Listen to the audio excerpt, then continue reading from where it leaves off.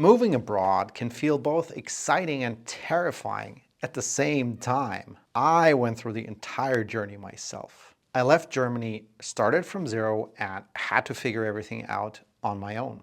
From understanding visa rules to navigating a completely new culture and rebuilding my network. Every step taught me what truly matters when you want to build a new life abroad. And because I've experienced this transition firsthand, I want to give you the clarity I wish I had in the beginning. In this video, I will walk you through the 8 essential steps that help software engineers relocate with confidence. Step number 1, this is the absolute most important one, defining your why. As a software engineer, you now have exceptional global mobility options. It's definitely easier than 10 or 20 years ago. But at the same time, with all these options comes more mistakes and more things that can go wrong. Which is why it's so crucial that you develop an understanding of why you even want to move to this new country and also to move to this new role. Because the thing is that there's going to be so many challenges along the way.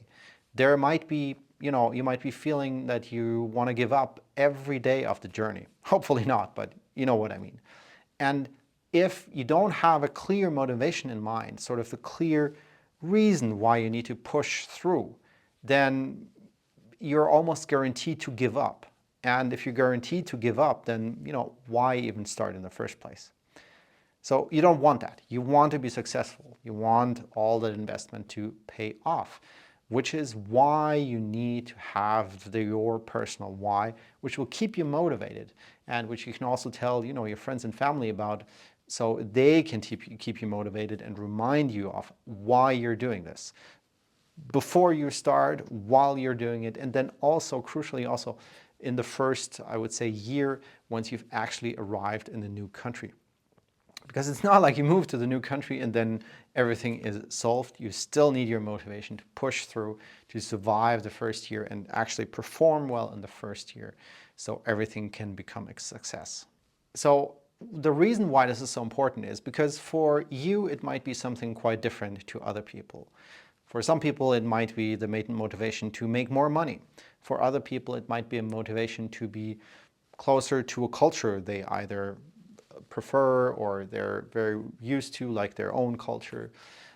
It might be a better quality of life in general, and it might be lower taxes, it might be better air quality. There are so many different things to choose from. It could be something quite different for everybody. And other people who also move to the same country in the end, or are thinking about it now, might have a very different motivation, because very often different factors actually align. Especially, I would say, in the most attractive countries, there's typically multiple reasons why it might be a really, really good idea for you to actually move there. But only the one that really motivates you will keep you pushing through over and over again, before, during, and sort of once the journey becomes real, once you've actually made your move. So if you're not fully clear on your why yet, or you want help defining that direction that makes the most sense for your relocation, book a call with me. I will walk you through your options and help you understand what path fits your goals best. The link is down in the description. Step number 2, choosing the right country. This is actually really difficult for many people, and this is also a reason why I'm here, to help you make the right decision. Because every country has different benefits, and very often it's a few benefits at the same time, but you might also misjudge them a bit if you're guided too much by what friends and family say. Because this is realistically how it often goes. So many people I personally know, they base their decision where to move based on languages, for example. Are they familiar with the language? Or do they maybe have family members there? Or is the culture similar? And while these reasons are certainly not bad reasons, like these are actually factors to, of course, put in your equation, these shouldn't necessarily be the main or the only factors. So just to give you an example, you might want to live in a country where your mother tongue is spoken, or maybe where the culture is similar.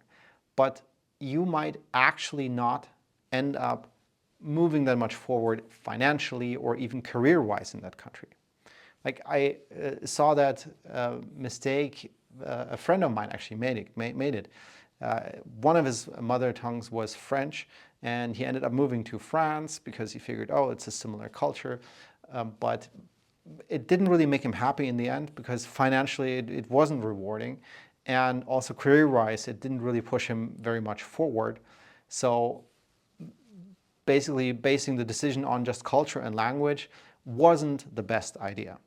And of course, this is very, very personal, right? Nobody can make this decision for you. People like me can only guide you, but it is very, very important to look at it from multiple dimensions and to be very clear about choosing the right country and sort of the reasons why you chose these countries in the first place, and also checking that the expectations are actually realistic before you make your real move. I cannot emphasize enough how many people actually get this wrong. They superficially lock in into one or two countries, and then they just look for jobs in that one or two countries, and then their decision is subpar, and usually latest after a couple of years they realize they made a huge mistake. It wasn't the most clever idea to do it this way, and I think this is preventable. Not every mistake needs to be done and repeated. It is much more clever to listen to smart people, do some research and planning up front, and then make the most clever decision. And then, of course, you always have to be a bit careful with superficial advice that you might read on Facebook groups, Reddit, or anywhere on the internet. Because what I also see very often is that everybody seems to have an opinion on what country is best and where you should definitely move, as if it were the silver bullet. So, for example, somebody might tell you that Dubai is oh so great because you don't have income tax and they like the lifestyle, and maybe they actually live there themselves and had a good experience so far. But, maybe, and this again, it's just an example, maybe it won't work out for you because maybe it is too hot there. Again, just an example. Nothing against Dubai in general. And then the same goes for other, typical immigration countries: Switzerland, Australia, Singapore, Portugal, Spain. Every country has their pros and cons, and choosing the right country is so, so crucial. Don't depend it just on where you can find a job, because realistically, you can find a job in practically all the immigration-friendly countries in the whole world, but not every country will actually be able to provide you what you're looking for, no matter how good the job offer seems to be. I would say a job offer, if you get maybe this once in a lifetime opportunity, then maybe it actually makes sense to go to a suboptimal country. But usually it makes much more sense to first pick the country that you want to move to, or the one, two, maybe three countries that actually can provide what you're looking for, and then looking for jobs, and not vice versa. Don't make this mistake of just going somewhere where there seems to be a cool job. You will most likely regret it, because no matter how good the job is, if the country doesn't fit, it's not going to fit for you in the long run. Step number 3, understanding the visa pathways and restrictions that come with it. This step is actually interesting because if you're an EU citizen or EFTA, OECD in a couple of countries, this step might actually not be so important for you. But if you're not one of these privileged nationalities, the first question that you should usually figure out for a certain country that you set your focus on is whether the visa is more your responsibility or whether it's more on the employer's side, or whether it's maybe something in between. You might be able to get the visa on your own or to make it substantially easier for your employer. And in some countries, quite the opposite is true. Realistically, and this again, it has changed versus 3-4 years ago. Now, talent is not in a shortage everywhere. If you realize that in one country, for example, it's not so likely that they will hire people who need a visa sponsored, then either it just doesn't make sense so much to even include that country in your list, or you actually have to know upfront that you basically need to be better than most other candidates, or that you maybe need to niche down more, like you need to focus on more exotic cities maybe, or exotic tech stacks. Nowadays, it's quite complex. There's typically not just this one visa category, but there's often multiple for the same country and for more or less the same type of job. In some countries, you might actually be able to come in on a digital nomad visa, especially if your job is remote and somewhere completely different.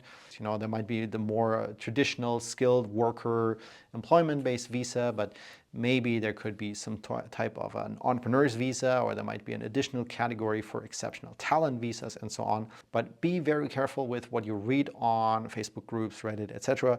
Very often people will tell you superficial stuff that's not really true or that's outdated. Rules do change, and some people just don't really know what they're talking about, even if they're expats themselves and should actually know better. Step number 4. So we've basically cleared the basics. We figured out why do we want to move abroad, what country do we want to go to, and now finally we know whether we need a work permit and roughly how it's gonna go about. So the next step is you need to start convincing employers to take you on, or also clients in case you're aiming more for a freelance role. The first step to that is always building a really, really winning CV, and sometimes it comes also with a portfolio. Ideally, you have both.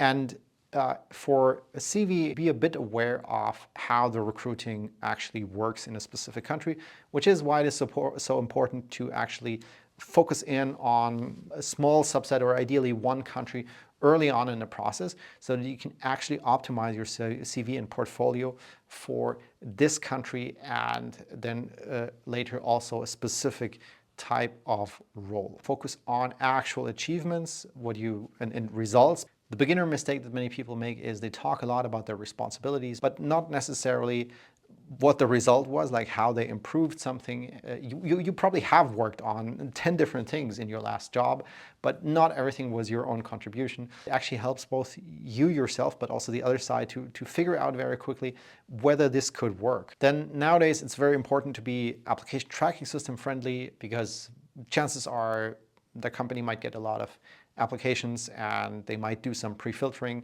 You can't run your CV through all these systems for every single role, but you should really make sure that the keywords are there. There are no obvious red flags in your CV from a pure ATS filtering perspective.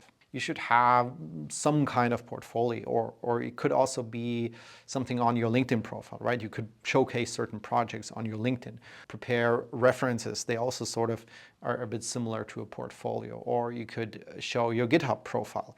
Maybe try not to do like everything at once, because if you try to do everything at once, it's going to take a lot of time to do this well. You might be spending a whole year just to prepare everything, which is probably too long. 1, 2, maximum 3 of these topics, like have a really good CV, have maybe a really good LinkedIn, and then GitHub, Stack Overflow, or you name it. In doubt, it's actually better to just have 1, maximum 2 of the different things you can do that are really, really good. Another mistake I see rather often when people share their CVs is listing every possible framework and language you've ever worked on, and then also maybe Microsoft Office skills and stuff like that. Sometimes certain certification might be required, or it might be at least preferred. If you have anything in the direction of the role you're applying to, definitely list it in a prominent place. Step number 5. Now we're already getting really into the details. So one pro tip, I would say, this is already a pro tip, is applying strategically. Because realistically, and I've certainly done it myself in the past, we engineers, we apply, on the weekend or on the evening, whenever we feel like it very often, or whenever we just randomly have time. And while this has definitely worked out for me and for many people like 5 years ago, it probably doesn't work out so well anymore right now. Maybe one day it will, I don't know. But nowadays, you should definitely be more strategic about it. So, for example, if you have time around Christmas, then you might send an application around Christmas. But chances are that you will only get a response later, but you may not get a response at all because it's the wrong time to send an application. 1 week into January or two, you might be like in the wrong position of the stack and your application might be ignored. But also in the more longer run, actually sort of the month and the time of the year matters. Because if you come in the wrong month, in some countries this may be December because it's the end of the year, but in some companies it may actually be the end of their fiscal year, so it could be a completely different month, closer to like mid-year or Q3, Q4. If you apply towards the end of the year, it may not be so good, or it might actually be very good, right? It's very different. You have to analyze a bit what you're sort of hunting for. But the point here is you have to think about the other side. Like whoever you're sending it to, the application, and you're presenting yourself, whether it's a recruiter or the very company, maybe some tech lead who is helping with the hiring themselves. You have to think about like how do they think, when would they be most open to an application, both in terms of time of the year, time of the month, but sometimes even time of the day. So for example, if you send applications in the evening, or if you try to call a recruiter in the evening or even afternoon, very often that's not going to work so well because in the afternoon somebody else might call because they're also applying while they're still in their normal job. But also people might not be available anymore at all that day. So a lot of these things should go into your application strategy, and the devil is often in the details. Like there might be many, many small details that have a huge impact and that you probably don't expect unless you've already done this 100 times. So the bottom line kind of here is you might get a lot of rejections not because your profile is such a bad miss, like because you're not qualified, but just because you're applying at the wrong times or in the wrong way and so on. And this is something you definitely need to fix, not just for your own motivation, but to be actually successful. And then also there's different strategic approaches how you even reach people. There's the more traditional outbound, you just send applications through some portal and then some answer comes back. You might try to do the exact opposite by posting stuff on social media like LinkedIn or on your website, and then hoping that people will actually come to you because they see this, they see you're qualified in something, and then they might ask you if you're open for a new role. You might also try and go mainly through referrals, like you might ask in your network, do you have a job for me, kind of. Different strategies can work with different companies, different countries. Again, it's important to sort of pick one and try that for a while, because most of the strategies are not going to work within like 2-3 days. And if you try everything at once, you're also going to lose focus. So it's much better to pick one of these strategies that seem reasonable and then try that for a while and stick to this one strategy and really become good and maximize the results of that.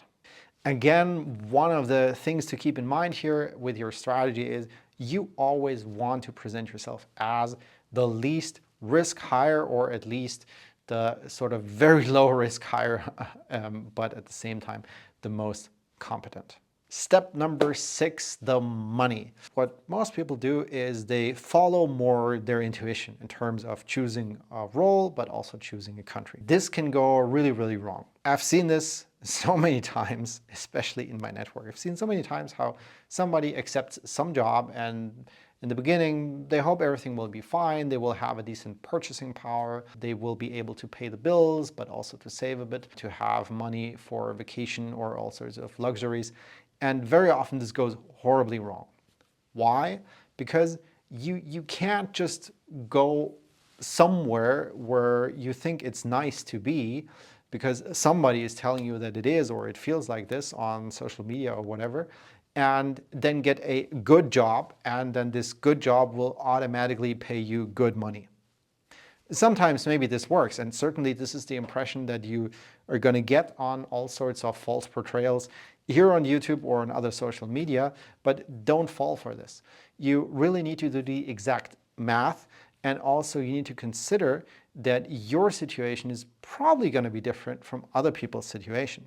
So just because somebody tells you, oh, you can move to city X and make that much money, doesn't necessarily mean that it's going to actually be such a good deal financially for you in the end. One example I always like to bring up is London, especially now, like 2026. You know, London is certainly a really good hub for tech. There's a lot of interesting stuff going on.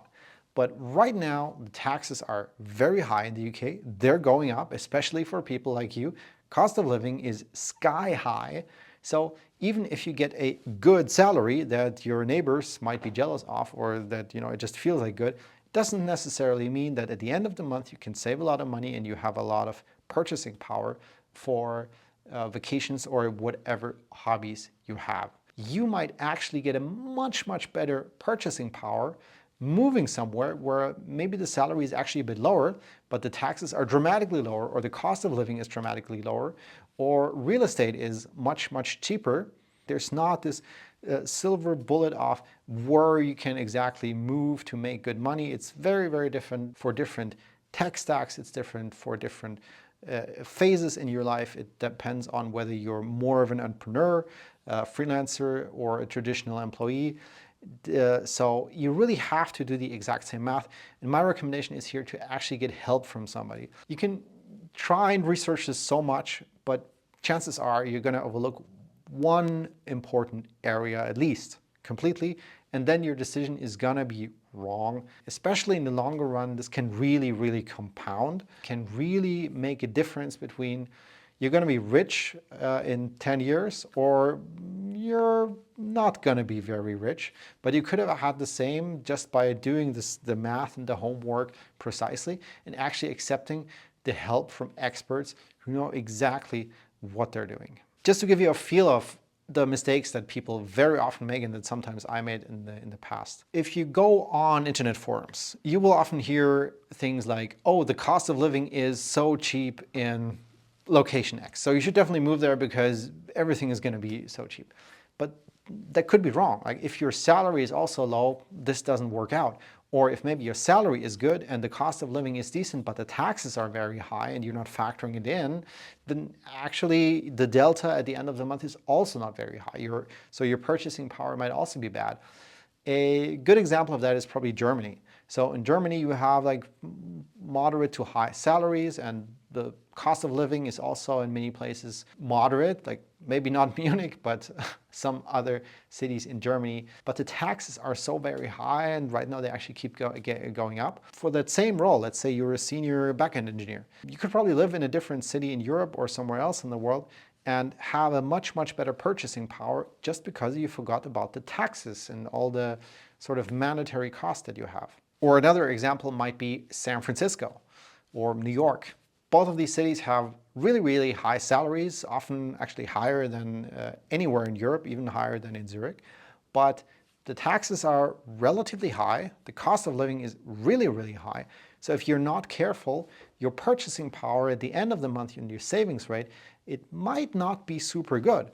Whereas a more rural and less known city in the US, where maybe the salaries is actually a bit lower, might give you a much better deal. And the same goes for Europe and also for Asia. You always have to do this exact same math. Step number 7, now we're in the stage of making a very concrete plan of your actual relocation in the new country. You don't only need to think about things like, oh, what's my next job and where am I going to live, but you're probably going to need banking, you're going to need insurances, you're going to need maybe a SIM card, internet access, or childcare and schooling if you have children in that age. And all this needs to be planned well, because if you mess this up, then you might actually be going home sooner than you think, just because you did the implementation wrong. Step number 8, you're very, very close to the finish line, or at least so you might see it. So once you've actually arrived in that new city, that new country, that new company, you might think like, oh, now I've done it. This is just the beginning of a new chapter. It's not the finish line yet. You really got to make those 60 to 90 days in the new environment work really well. Building your routines or kind of continuing your previous routines. Things like going to the gym or your hobbies, going to events and communities. so that you don't feel like there's too much of a break to the previous environment where, now everything's more difficult and everything's different and there's no fun, maybe only work.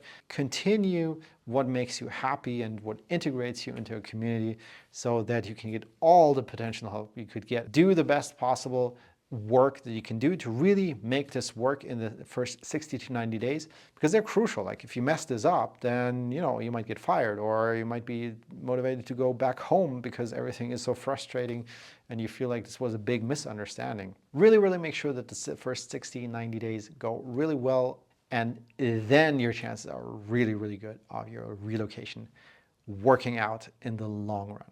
Now you have everything you need to start your journey abroad as a software engineer. With these steps, you can absolutely try and do this on your own. If you follow the framework and stay consistent, you will move forward and make real progress. But if you want to do it faster, avoid the common mistakes and get clarity on your personal situation, you can also do it with expert support from me. I will help you understand your best relocation pathway, evaluate your options, and give you a clear and realistic plan for your next steps. If you prefer the shortcut and moving faster instead of figuring everything out alone and making a lot of mistakes along the way, book a call with me.